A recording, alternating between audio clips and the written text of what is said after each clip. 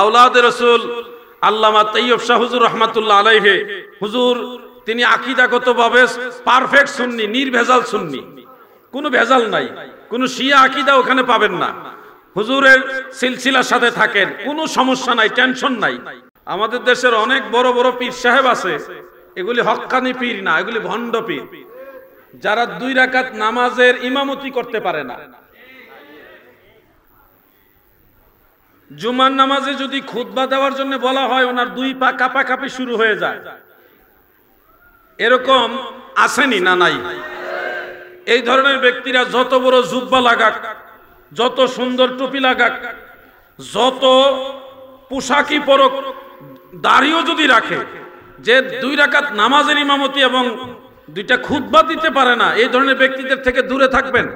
আমার যুবক ভাইয়েরা, মুরব্বী বাবারা, সবাইকে উদ্দেশ্য করে বলছি, যার তার কাছে যাওয়া যাবে না এমন হক্কানি পীর মাশেক আমাদের এই দেশে, আমাদের সমাজে আছে, যাদের সোহবতে গেলে আপনি জান্নাতের রাস্তা পাবেন, নবীজিকে দিদারে পাবেন, আল্লাহ সন্তুষ্টি পাবেন, ইমানের পথ পেয়ে যাবেন। এমন পীর মাশায়েখ আমাদের দেশে আছে, যারা আল্লাহর রাস্তায় মদিনাওয়ালার তরিকায় চলে, সুন্নিয়তের আকীদা ধারণ করে।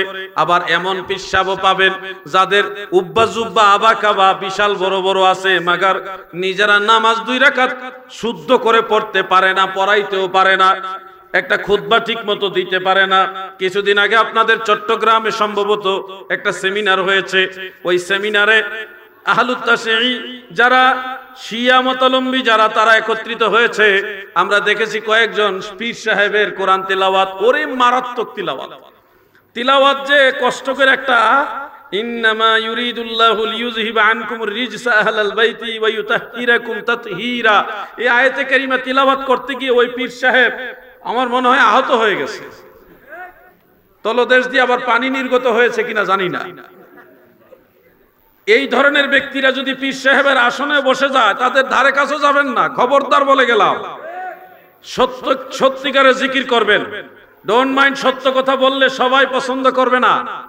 আল্লাহর রসুল যখন দ্বীনের কথা বলতেন, মক্কা মদিনার সব মানুষ নবীজিকে পছন্দ করে না, কিছু মানুষ আছে অপছন্দ করত।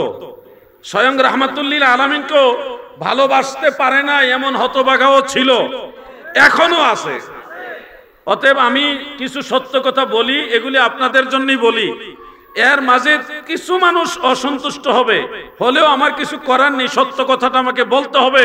শোনো হে চট্টগ্রামের মুমিন মুসলমান ভাই বন্ধু বাবারা, ইমানের পথ, সুন্নিয়তের পথ, সঠিক পথ, সুন্নিয়তের পথ, সুন্নিয়তের লেভেলে যারা শিয়া মতবাদ এই দেশে প্রচার করে, অন্তরে গোপনে গোপনে শিয়া আকীদা ধারণ করে, এরা হলো এই জমিনে কুকিল রূপী কাক, এরা সুন্নি রূপী শিয়া, এরা জাহান্নামের লাকড়ি হবে, এদের থেকে সাবধান। যদি না বুঝেন তাহলে পরকালে ধরা খাবেন। আল মারউ মা মান আহাব্বা, আপনি যাকে ভালোবাসবেন আপনার হাসর তার সাথী হবে।